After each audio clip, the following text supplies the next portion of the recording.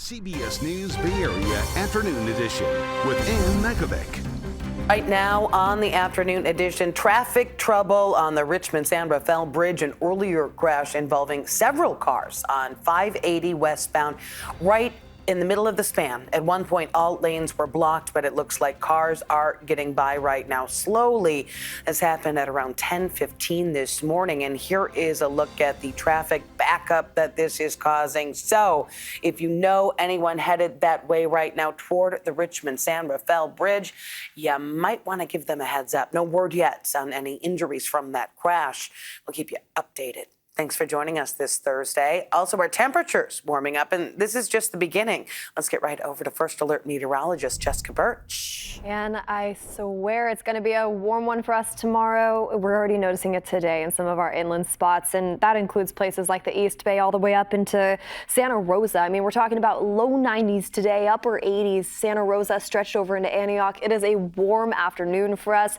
Today is the day to prepare because it's only getting hotter as we head into our forecast tomorrow. Now, with exceptions, of course, along our coastline today, we're holding on tight to low 60s over into Half Moon Bay, over into Pacifica. It's a similar trend. We have the strong onshore breeze right now, keeping us nice and cool just along the coastline. And heading into our forecast tomorrow, now that it's going to be Friday tomorrow, you're probably thinking, oh, I'll just head out to the beach to cool down. But the thing with that, and it's not a bad idea, but the water is going to be so cold. I mean, we're talking about low 50s for those sea surface temperatures. So be very careful out there along the shoreline. Another thing to mention, too, we're noticing those strong winds kicking up into the evening hours tonight in areas like Bodega Bay. San Francisco could see a wind gust anywhere up to around 25 to 30 miles per hour today.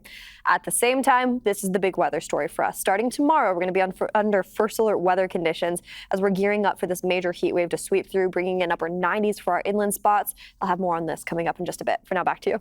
Thanks, Jess. That hot and dry weather she's talking about means an increased fire risk, and that is top of mind in a lot of Bay Area communities, especially here in the Berkeley Hills, where there is a heated debate right now on how best to fireproof homes. Our Andrea Nakano looks at a new defensible space proposal that could force people to make big changes to their property.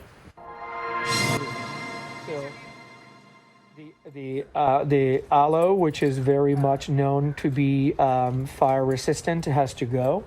George Perez Velez has lived in the Berkeley Hills for 22 years. He says every year he's complied with every rule to keep his home safe from the next big fire. We believe in fire mitigation. We believe and respect firefighters. We understand their job is hard, and we believe in having a shared responsibility for public safety. But when someone says this is allowed, this is not allowed, the code says something else, the kind of disconnect between what we're getting, it's not there. Perez Velez is referring to the Ember proposal, which is in the process of being voted in by the Berkeley City Council. Ember stands for Effective Mitigations for Berkeley Ember Resilience. It would require residents to clear anything flammable within 5 feet of homes, including trees and plants. Perez Velez feels the city didn't do enough to get feedback from the community and doesn't have a plan to pay for it. But the assumption that a fixed income person, a retiree, or anyone can put out of pocket $5,000 to pay for a fire break for the city without creating a mitigation fund to help folks, it's quite disingenuous. Berkeley City Council member Brent Blackaby says he hears the concerns of the residents in the district, but has to weigh those concerns with how to best protect roughly 1,800 homes in the high fire severity zone. And we know that the next fire, if and when it comes, is most likely going to start in the park and come over to the homes here. Blackaby says with the state passing Proposition 4 last year, it will invest $1 billion in fire prevention over the next 12 months. The city has also secured $1 million from CAL FIRE and is working on a transfer tax credit system to offset the costs. People know that if we are going to do this right, we need to make it as easy as possible for as many people as possible to participate, and financing is a big part of that.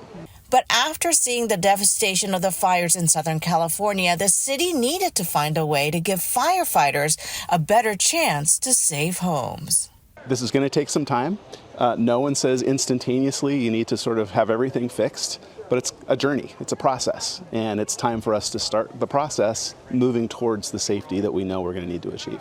Perez Velez started an organization called the Alliance for Practical Fire Solutions to find what he calls sensible new regulations. He says his neighbors fully realize the situation they're in and the damage fires can cause, and are all in to keep the community safe. For 20 years, we had fire inspections. For 20 years, they told us, do this, do this, do this, and you're in compliance. Now, all of a sudden, all that doesn't work. Well, stay with us as we track the incoming heat on KPIX and streaming 24/7 on CBS News Bay Area. A car chase in a neighborhood in Oakland ended with a suspect running down two pedestrians. One of them was killed. This all happened last night at around 12th Avenue and East 21st. CHP says officers were chasing a driver in a stolen Infiniti sedan, but they backed off that chase. They say the car continued driving recklessly and hit a minivan. It kept going, hitting a man and a woman on the sidewalk before crashing into a tree. It also hit a fire hydrant. The CHP says the driver tried to run but was captured.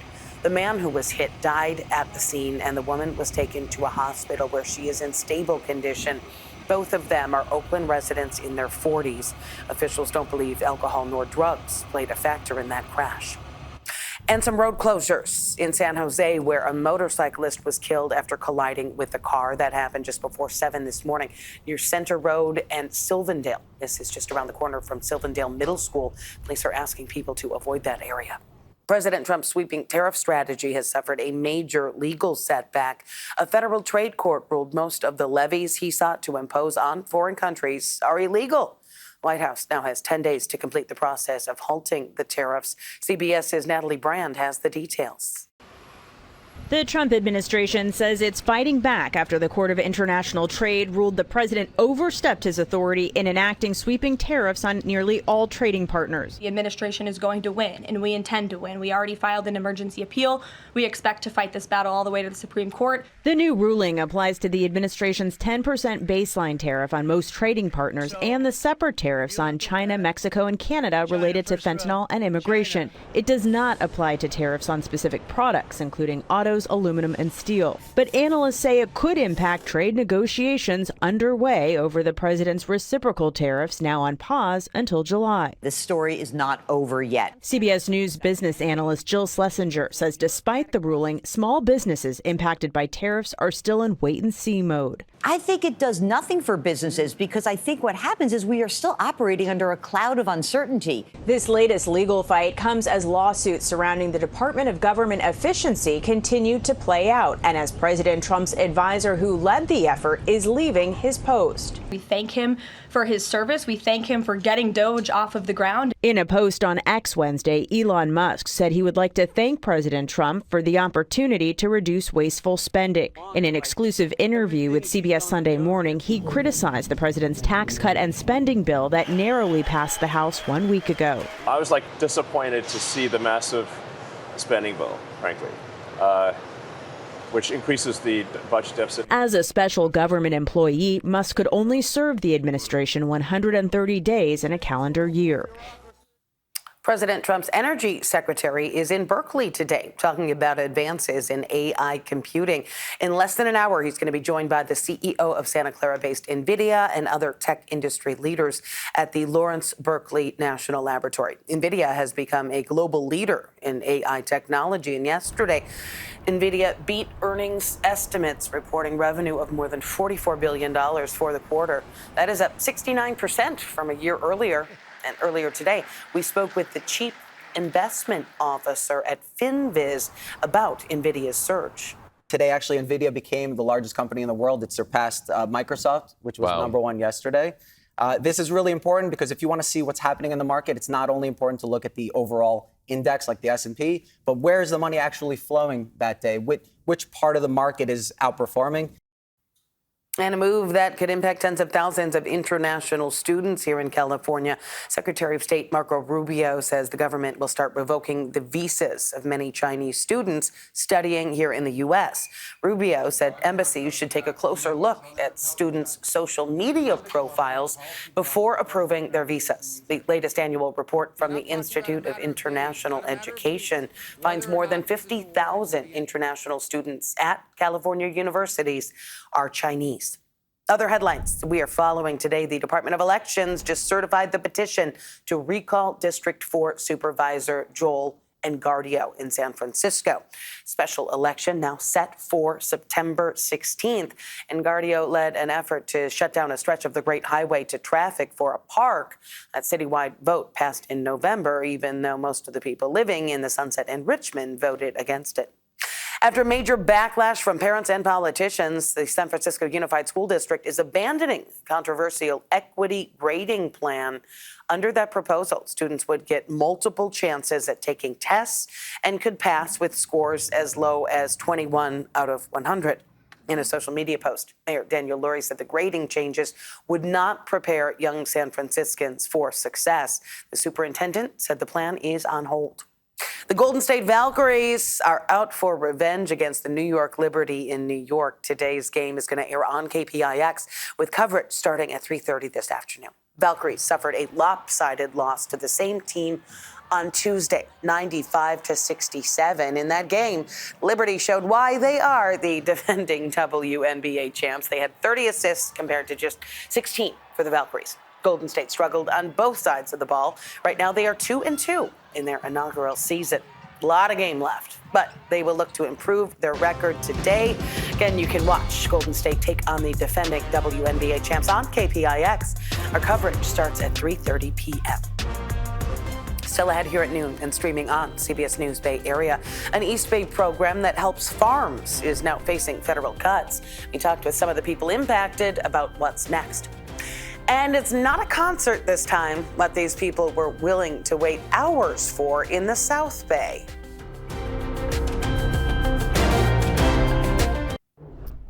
Federal cuts are affecting a local environmental service program in the East Bay. Grizzly Corps is a UC Berkeley program that helps California's farms and forests. Our Kara St. Cyr went to San Martin in Santa Clara County, where a college grad and the farmer she's helping are both wondering what's next. Lauren Pong is soaking up her last days as a Grizzly Corps fellow before funding cuts leave her jobless. After choosing a pay cut, especially for something like this, and we get the rug pulled out under us, it's kind of like not great. Grizzly Corps is a UC Berkeley environmental program. It has more than 24 host sites across California, where 45 fellows can focus on areas like forest management, fire mitigation, or in Lauren's case, agriculture. But Grizzly Corps is funded by AmeriCorps. The Trump administration recently announced it'll end $400 million in AmeriCorps grants nationwide, putting fellows like Lauren in a hard place. Her program is set to end in July. We already chose something that will serve other people and sacrificed, our wallets for that. And to even have that taken away. The cuts affect more than just her. Small farmers like George rely on Lauren to help keep their businesses running. This was probably tomato, just a tomato. Okay. She translates important documents. 好像你已经收割了. Helps George adapt his farm for climate change. And in some cases, passes his concerns to lawmakers. This is about getting their voices to policymakers. All these girls help our small farm a lot by the communication and give some guideline and some government support, all this kind of information to us. A spokesperson for the organization says Grizzly Corps needs to recoup $1.5 million in funding to restart the program next year. They're now looking for private donations, but that doesn't give Lauren much hope. How am I going to do basic things like eat and pay my rent? Her future is still uncertain. All right, let's take a quick look at our forecast as we continue to heat up throughout the next couple days. The National Weather Service has issued a heat advisory for many Bay Area communities starting tomorrow morning at 11 a.m., lasting until 8 p.m. tomorrow. But for now, I mean, we're already starting to notice this warm up. All the way over in Antioch today, we're in the lower 90s there, upper 80s all the way up into Santa Rosa, and we're noticing that warm trend stretch down into the Santa Clara Valley, with the exception of the coast. Still dealing with breezy conditions there. 60s in the forecast today near Half Moon Bay all the way over into Pacifica. 70s into San Francisco, though. This is the best day to get out there and get some fresh air at the parks. Just keep in mind it is going to be a little bit breezy, like it is right now. I mean, already up to around 25 mile per hour wind gust in SF. We're going to continue to see that trend into the evening hours tonight along our shoreline. Now, our shoreline is the exception to the policy when it comes to this heat wave. Well, this heat advisory issued by the National Weather Service. For all the highlighted zones and counties on this map you see behind me, the National Weather Service has highlighted you as one of the spots that we're going to continue to see that heat risk into the afternoon hours tomorrow. So you take a look at the numbers. Starting off, let's head this way real fast. Starting off in our inland spots, we're gearing up for upper 90s around the corner. Today, we're already seeing low 90s, and we're continuing to build that heat into our inland spots like Antioch, Concord, and Walnut Creek into the afternoon hours, where relative humidity drops significantly and temperatures start to rise. And we still hold on to that heat for one more day as we head into our Saturday forecast before low pressure moves in, brings the clouds back, drops our temperatures back down into the 70s, and that's how we're going to kick off next week, at least for our inland areas that were highlighted in that map under that orange color. Now you make your way over into the Bay.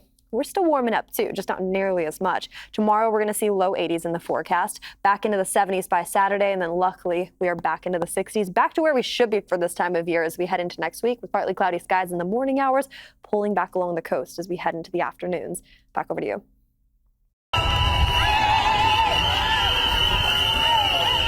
We are still feeling the rhythm from all of the fun at Carnival last weekend. San Francisco's Mission District was full of celebrations for Latin, Caribbean, and African traditions. And we brought you the largest multicultural festival on the West Coast in its entirety.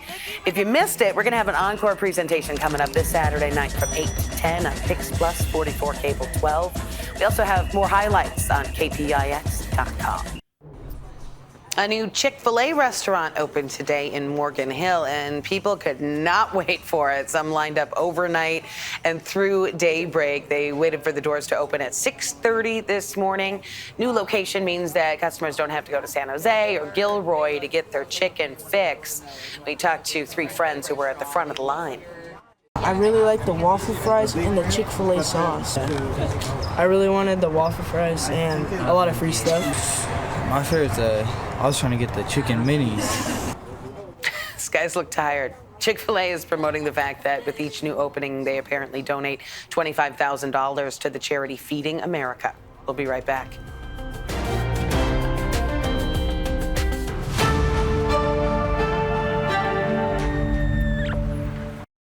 Now place your bets as to who that benefits. The very seat of government where Hamilton sits. Not true. Oakland native Daveed Diggs reuniting with other members of the original OG cast of Hamilton for an anniversary performance at the Tony Awards. They are celebrating 10 years since it opened on Broadway. And you can watch the Tony Awards live on Sunday, June 8th on CBS and streaming on Paramount+.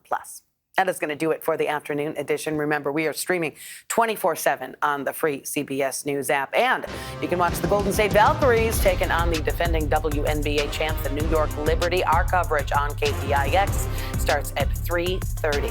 Meantime, have a great Thursday afternoon.